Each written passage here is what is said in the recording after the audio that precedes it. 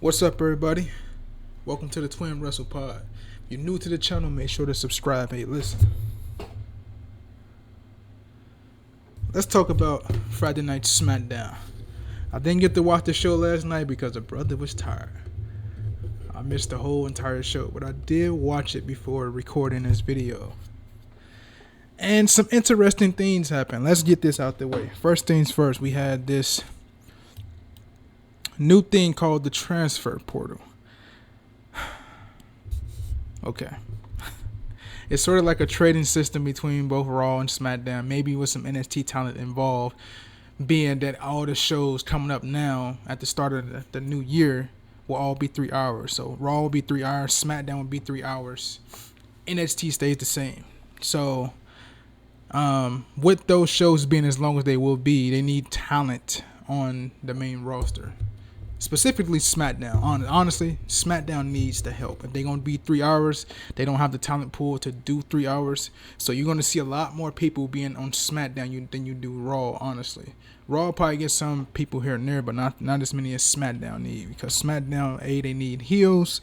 And really both shows can deal with NXT's women's division. So I think NXT's going to be like the pool, if you will, where they're going to poach from when it comes to the women's talent. I think you will see far more women's talent on NXT being transferred to the main roster than you will see male talent.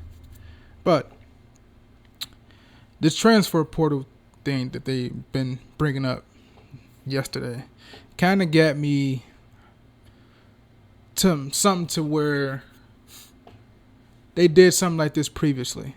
And it really, like, when they did that, I really stopped watching WWE after that. When they introduced that stupid ass wild card rule back in like 2019, I was not a fan of that. I thought it was superior laziness by Vince McMahon and everybody else involved to come up with just a way not to be creative and just throw shit on the show and see what sticks. I hated that wild card rule. It made me stop watching wrestling for a long period of time when they introduced that. But this transfer portal thing kind of works different. It's just an exchange of talent from both shows. But Triple H should have been done this, honestly. The draft was what? Because I was there. The draft had to be like late April going into May. And people, we've been saying this. The IWC really been saying this all year. They should have been doing trades here and there. Like, we brought up names like AJ Styles. We brought up Drew McIntyre. We brought up Chad Gable and them, who we'll get to that. He was actually on a show yesterday. We'll get to that. We brought up talents that weren't being used on certain shows, and maybe you can put them on the other show and they can get used. But we've been saying this. And now they wait toward the end of the year just to do this. Just didn't make any sense, honestly. But they coming up with that. That's going to be a new thing starting a new year. And another thing we got to get into is this right here. 2 of my picks made it, but my third and final pick did not. Miss Naomi did not win the match. Miss Tiffany Stratton won the match, which I think is a blunder because, okay? This is a blunder because, like I stated in my video a couple weeks ago when they announced this tournament after Bayley won it, Tiffany Stratton did not need to advance in this tournament at all. Triple H could have worked out an angle to where somebody came in there like they did in this match. Candice LeRae came out there and cost Naomi the match, right? Could have did something like that. She has the Money in the Bank briefcase. She does not need to be in the finals at all. She's going to be good no matter what. That's why I thought Naomi winning this first round match would have done so good.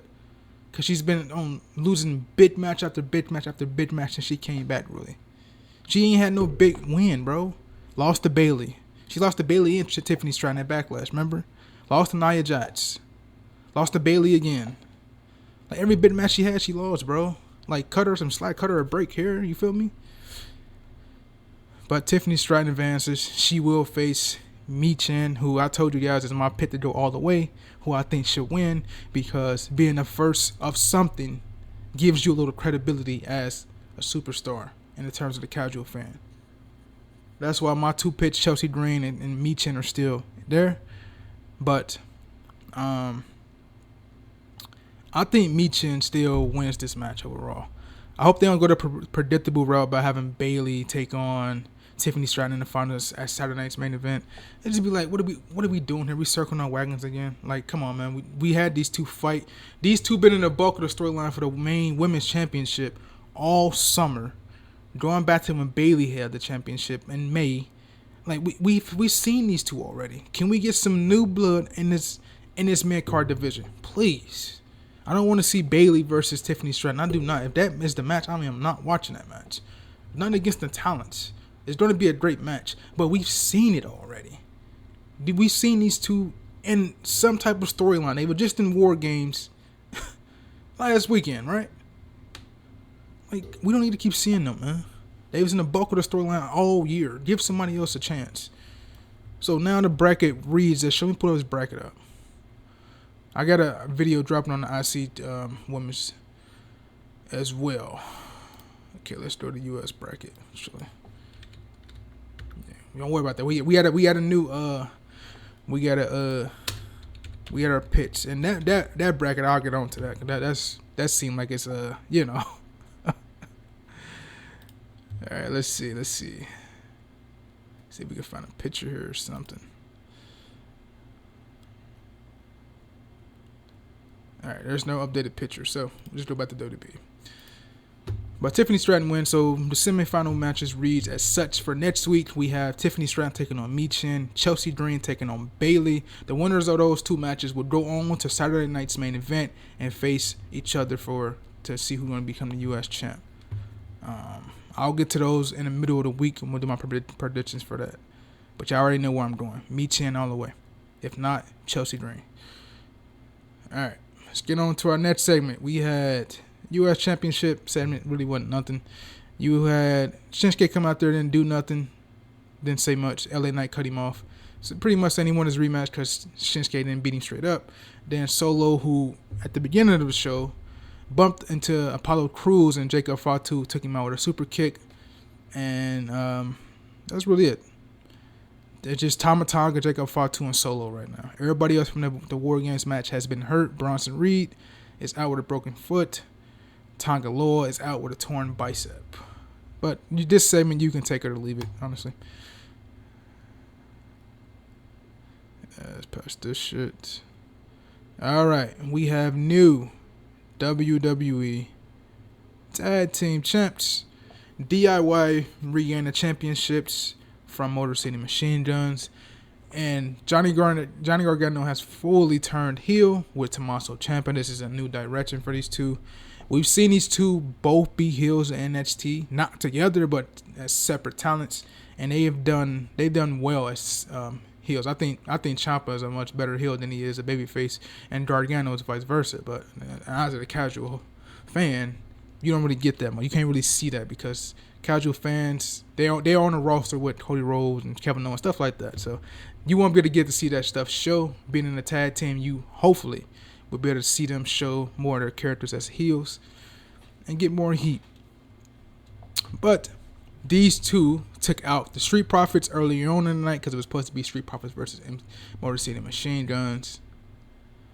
DIY took their place, and Johnny Gargano hit Chris Sabin with a low blow, and they hit the meet in the middle on Chris Sabin and pinned him to pick up the win and become the new tag team champions. So, awesome, man. Awesome. This segment here with Kevin Owens and Michael Cole was comedy gold. What else is new with Kevin Owens? Just go out your way to watch it. I'm pretty sure you'll find it on Twitter. But this is a highlight of this show for me. This is a great overall show for SmackDown. But Kevin Owens and Michael Cole had a great segment. Kevin Owens just funny without being funny, bro. He don't try. He just organically is.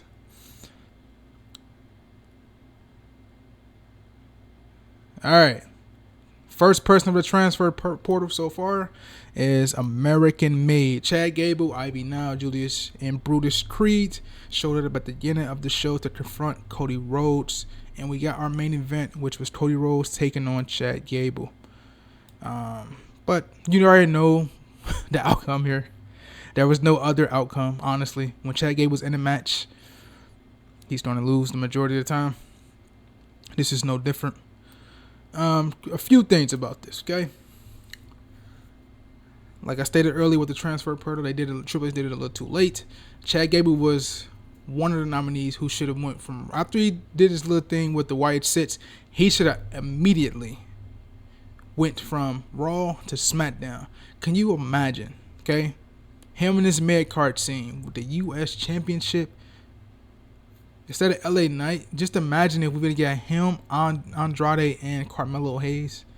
Dude, that would have went back straight to the Attitude Era with Jericho, Angle, and Benoit when they had their little triple threat. Their whole situation with her, they gonna have both the European Championship and the IC Championship. Just imagine these guys in the triple threat match for that championship, bro. Or even them competing in the number one contenders match to see who's gonna face LA Knight for that championship. Man, we'll probably get there, but damn, Triple H missed a lot of creative steam there. Instead of just having Chad Gable flounder on Raw, could have been on SmackDown in that mid card scene. Not to say he won't get there, but he should have been there. So now, hopefully, we got Chad Gable over to SmackDown with American Made. This bolsters the tag team division. Gets another tag team there besides Pretty Deadly Street Profits, Motor City Machine Guns, DIY. And I think this is grounds to break up A-Town Down Under, honestly. But I don't know what them two gonna do as a singles at this point. But yeah, man. I'm interested to see what this transfer portal holds. So this is a good move getting American Made on SmackDown. And Kevin Owens came out there and attacked Cody Rhodes, setting up building more to our match at Saturday night's main event next week. I'm thinking might have a special start time. I'm not too sure, but they're bringing all the punches out for Saturday night's main event in Long Island. It's gonna be fucking awesome. They had Jesse Ventura. They just announced coming back to be a special guest announcer. How could you not, when him being on the first ever Saturday night's main event and then just giving that pandemonium feel, brother? You feel me? But that's gonna be awesome. I've seen some news where they said Hogan is considered, but I don't think with him and Jesse got bad blood. I don't think Hogan's don't even be near that show. If he is, he's gonna do like a recorded or something. But yeah, man. SmackDown in a nutshell was a very good show. Monday Night Raw was a very good show as well. If I were to give the win to someone, I'd probably go SmackDown. But the New Day segment and the CM Punk and Seth Rollins segment with Sammy and Jay was great as well. But I feel like you have much more going on SmackDown than you did on Raw. But my bad, I didn't want to keep you out here too long, man. That's gonna do it for the review for SmackDown. And this transfer portal shit, we'll get more talked about it on Monday and see where it goes from here. But I will be dropping the IC Championship bracket video later today. I'm actually probably gonna record it after I finish this one. But you guys have a good one, man, and I'll see you guys in this video. Peace out.